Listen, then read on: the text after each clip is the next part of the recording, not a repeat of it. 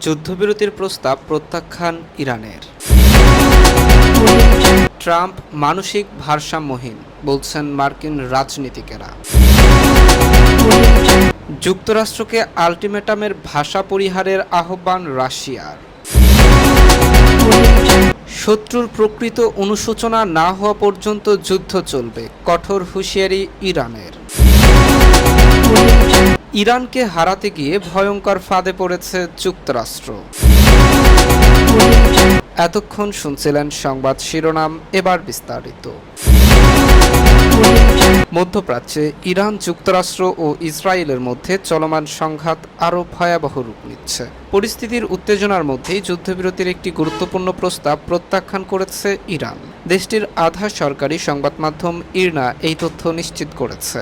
ইরনার প্রতিবেদনে বলা হয়েছে, তেহরান যুদ্ধবিরতির প্রস্তাব গ্রহণ না করে তা মধ্যস্থতাকারী দেশ পাকিস্তানের কাছে ফেরত পাঠিয়েছে।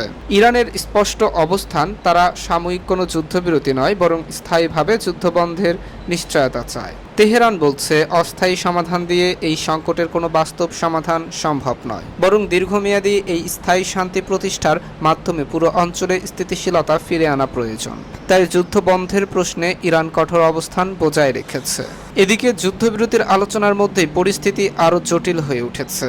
ইরানের বিভিন্ন স্থানে যুক্তরাষ্ট্র ও ইসরায়েলের হামলা অব্যাহত রয়েছে বলে অভিযোগ উঠেছে।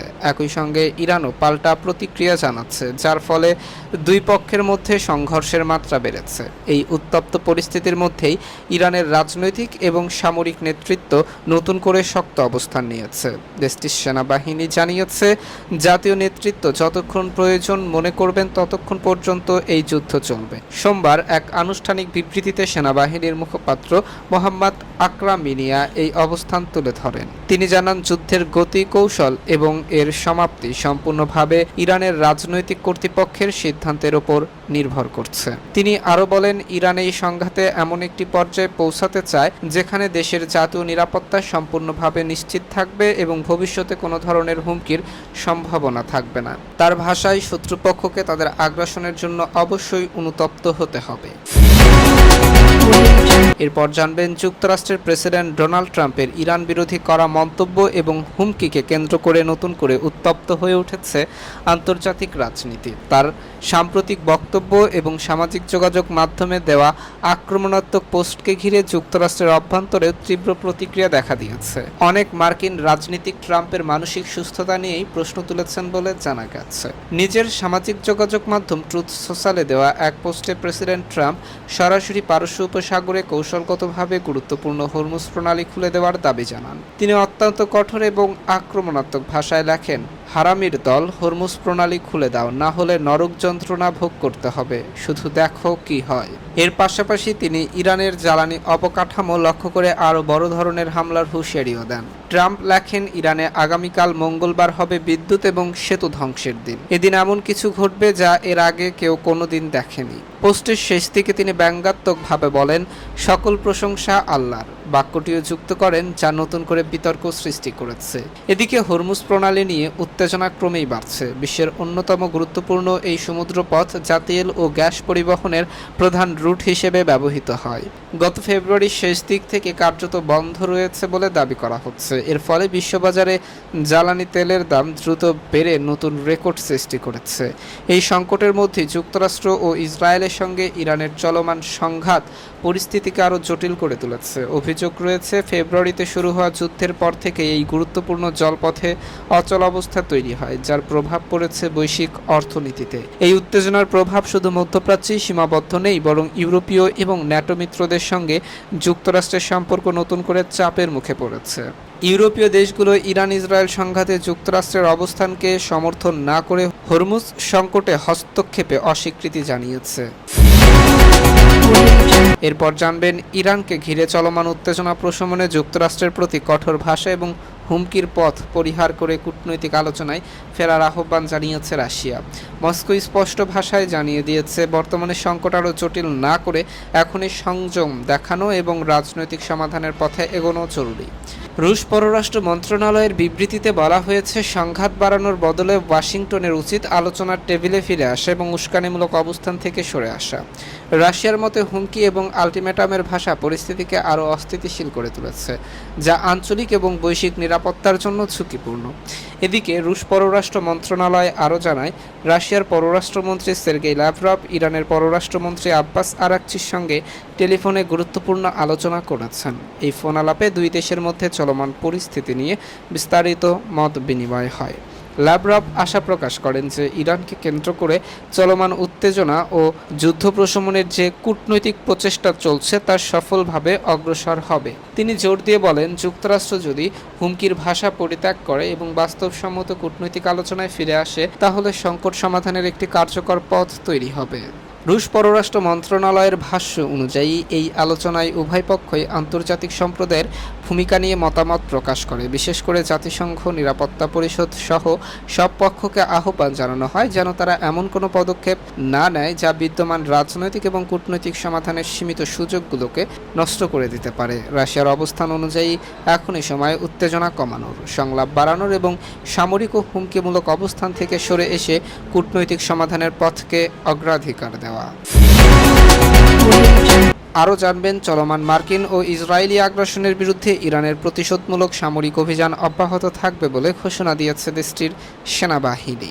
ইরানের সেনাবাহিনীর মুখপাত্র ব্রিগেডিয়ার জেনারেল মোহাম্মদ আকরামিনিয়া জানিয়েছে, শত্রুপক্ষকে প্রকৃত অনুশোচনার পর্যায়ে না আনা পর্যন্ত এই অভিযান বন্ধ হবে না। সোমবার দেওয়া এক বিবৃতিতে তিনি বলেন, বর্তমান পরিস্থিতিতে এই লক্ষ্য অর্জন এখন আর কেবল রাজনৈতিক সিদ্ধান্ত নয়, বরং একটি কৌশলগত প্রয়োজনীয়তায় পরিণত হয়েছে। তার দাবি, 1 মাসের বেশি সময় ধরে চলা লাগামহীন আগ্রাসন সত্ত্বেও প্রতিপক্ষ তাদের ঘোষিত লক্ষ্য পূরণে ব্যর্থ হয়েছে। ব্রিগেডিয়ার জেনারেল আকরামিনিয়া আরও বলেন, ইরান বর্তমানে পূর্ণ কর্তৃত্ব এবং আত্মবিশ্বাসের সঙ্গে অবস্থান করছে এবং যে কোনো হুমকির বিরুদ্ধে তাৎক্ষণিক ও শক্তিশালী প্রতিক্রিয়া জানাচ্ছে। কিছু ক্ষেত্রে প্রতিপক্ষের বিরুদ্ধে সফল পাল্টা আক্রমণ পরিচালনা করা সম্ভব হয়েছে বলে তিনি দাবি করেন। সেনাবাহিনীর মুখপাত্রের ভাষায়, বর্তমান যুদ্ধ পরিস্থিতিকে প্রকৃত পক্ষ মূলত কৌশলগত পরাজয়ের মুখোমুখি হয়েছে। তিনি বলেন, প্রতিরোধের এই লড়াইয়ে চূড়ান্ত উদ্দেশ্য হল শত্রুর মধ্যে দীর্ঘস্থায়ী অনুশোচনাবোধ তৈরি করা, যা ভবিষ্যতে নতুন আগ্রাসন প্রতিরোধে একটি শক্তিশালী বাধা হিসেবে কাজ করবে। তিনি স্পষ্ট ভাষায় আরও বলেন, এই অবস্থানে কোনো আবেগপ্রবণ সিদ্ধান্ত নয়, বরং সম্পূর্ণভাবে কৌশলগত এবং বাস্তবসম্মত বিশ্লেষণের উপর ভিত্তি করে নেওয়া হয়েছে। তার মতে, যুদ্ধ পুনরাবৃত্তি রোধ করতে শত্রুপক্ষকে এমন অবস্থানে নিয়ে যাওয়া জরুরি যেখানে তারা ভবিষ্যতে ইরানের বিরুদ্ধে কোনো পদক্ষেপ নেওয়ার কথা ভাবতেও ভয় পাবে। বিশ্লেষকদের মতে, ইরানের এই ধরনের কঠোর অবস্থান আঞ্চলিক উত্তেজনাকে আরও বাড়াতে পারে, তবে একই সঙ্গে এটি সংঘাতের গতিপথেও বড় ধরনের পরিবর্তনের ইঙ্গিত দিচ্ছে। সব মিলিয়ে ইরানের সেনাবাহিনীর এই ঘোষণা মধ্যপ্রাচ্যের চলমান সংঘাতকে আরও দীর্ঘস্থায়ী এবং জটিল করে তুলতে পারে।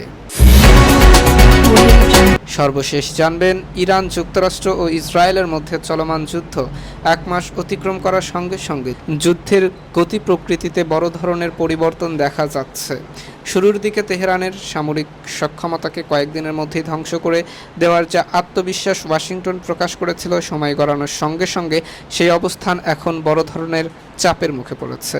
বিশ্লেষকদের মতে, যুদ্ধ দীর্ঘায়িত হওয়ায় মার্কিন বাহিনীর ক্রমবর্ধমান ক্ষয়ক্ষতি এবং ব্যয় যুক্তরাষ্ট্রের কৌশলগত পরিকল্পনাকে নতুন করে ভাবতে বাধ্য করেছে। পরিস্থিতি সামাল দিতে হোয়াইট হাউস দ্বিতীয় বিশ্বযুদ্ধের পর সবচেয়ে বড় প্রতিরক্ষা ব্যয় বৃদ্ধির পথে হাঁটছে বলে জানা গেছে।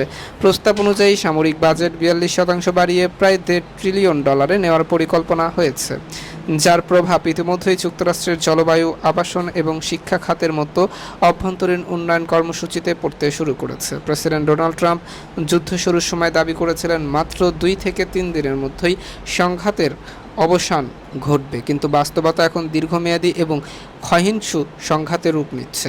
পেন্টাগন সূত্রে জানা গেছে, যুদ্ধ পরিচালনার জন্য অতিরিক্ত প্রায় $200 বিলিয়ন প্রয়োজন হচ্ছে, যেখানে গত 19 মার্চ পর্যন্ত প্রাথমিক ব্যয় দাঁড়িয়েছে $16 থেকে $23 বিলিয়ন মধ্যে। আকাশপথে যুক্তরাষ্ট্রের শক্তিশালী আধিপত্য থাকা সত্ত্বেও ইরানের প্রতিরক্ষা ব্যবস্থার কারণে পরিস্থিতি জটিল হয়ে উঠেছে বলে দাবি করা হচ্ছে। বিভিন্ন রিপোর্ট অনুযায়ী মার্কিন যুদ্ধবিমান এবং ড্রোন লক্ষ্য করে ইরানের প্রতিরক্ষা ব্যবস্থা কার্যকর প্রতিরোধ গড়ে তুলেছে। প্রিয় দর্শক, আজ এ পর্যন্তই। দেখা হবে নতুন আরও একটি গুরুত্বপূর্ণ ভিডিওতে। সে পর্যন্ত সবাই ভালো থাকুন, সুস্থ থাকুন। আল্লাহ হাফেজ। আর আপনি যদি আমার চ্যানেলে নতুন হয়ে থাকেন তাহলে চ্যানেলটি সাবস্ক্রাইব করে পাশে থাকা বেল আইকনটিতে ক্লিক করে রাখুন।